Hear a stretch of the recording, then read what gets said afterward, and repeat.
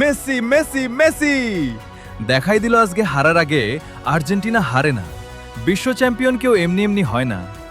2 গোলে পিছিয়ে থেকেও শেষ মুহূর্তে অবিশ্বাস্য প্রত্যাবর্তন। 3-2 ব্যবধানে জয় পেয়ে চলতি নিয়ে বিশ্বকাপের কোয়ার্টার ফাইনালে জায়গা নিশ্চিত করেছে বর্তমান বিশ্ব চ্যাম্পিয়ন আর্জেন্টিনা। আটলান্টা স্টেডিয়ামে শুরু থেকেই আর্জেন্টিনাকে চাপে ফেলে দেয় দুর্দান্ত ছন্দে থাকা মিশর। ম্যাচের 15তম মিনিটে মারওয়ান আতিয়ার অসাধারণ এক ক্রস থেকে ডিফেন্ডার লিসান্দ্রো মার্টিনেসকে হারিয়ে শক্তিশালী হেডে বল জালে পাঠান ইয়াসের ইব্রাহিম। এমিলিয়ানো মার্টিনেজের কোনো সুযোগই ছিল না। সেই গোলেই 1-0 ব্যবধানে এগিয়ে যায় আফ্রিকার প্রতিনিধিরা। গোল হজমের পরপরই সমতায় ফেরার সুবর্ণ সুযোগ পায় আর্জেন্টিনা। নিকোলাস তাগলিয়াফিকোকে ফাউল করে পেনাল্টির বাঁশি বাজান রেফারি।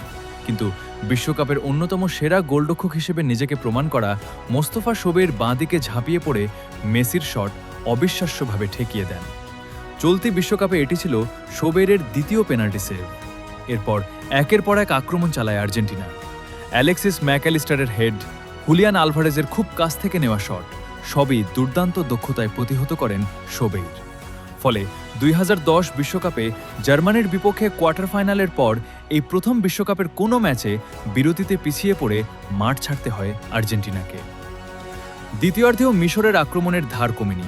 60তম মিনিটের কাছাকাছি সময়ে মোস্তফা জিকো বল জালে পাঠালেও ভিএআর পর্যালোচনায় দেখা যায় আক্রমণ করার সময় মারওয়ান আতিয়া লিসান্দ্রো মার্টিনেসকে ফাউল করেছিলেন। ফলে গোলটি বাতিল হয়। তবে সেই হতাশা বেশিদিন স্থায়ী হয়নি।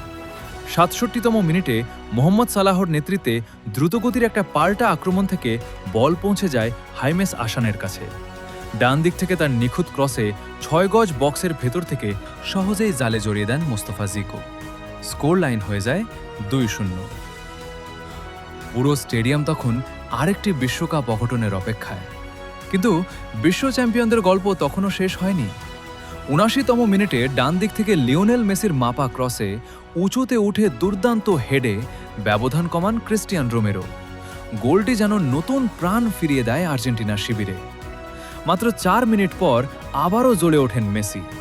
বক্সের বাইরে থেকে নেওয়া তার শক্তিশালী শট গোলরক্ষক শোবেইরের হাত ছুঁয়ে ক্রসবারে লেগে জালে জড়ায়।